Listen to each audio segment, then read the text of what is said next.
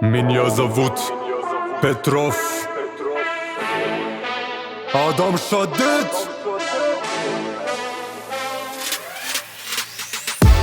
Obećala si meni, ostaćeš do kraja mog života.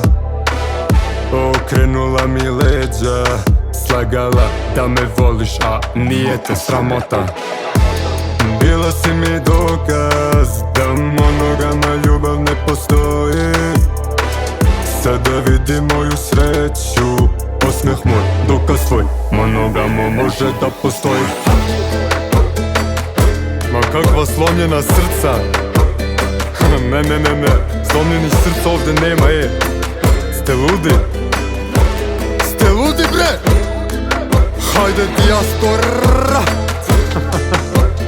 Balkanija. Hajde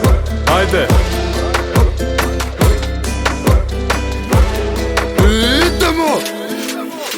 Reci kako si to moja.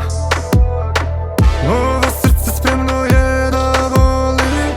Sada imam sve što sam hteo, da mi se ne vratiš, tebe iskreno molim.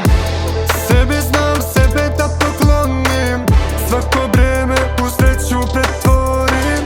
Svaka vrata sada mogu ponosom ja lično da otvorim. Wir waren wie zwei kleine Kinder, doch versprechen mit kleinen Fingern nehm ich ernst.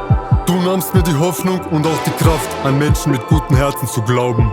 Doch für deinen Mangel an Loyalität und Ehrlichkeit kann sonst keiner was für, Du repräsentierst ein Bild, das Liebe zweier Menschen nicht lange hält. Das Ebenbild des Betrügens. Ich präsentiere den Menschen Liebe und Hoffnung. Mit diesem Lied zeig ich ihnen, sie sind es wert, geliebt zu werden.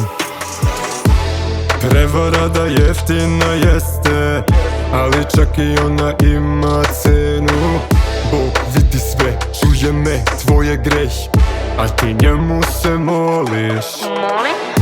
Da budeš nečiji razlog, da srce puno ljubavi postoji. Strahuje to da pruži, ja to tebi neću da dozvolim.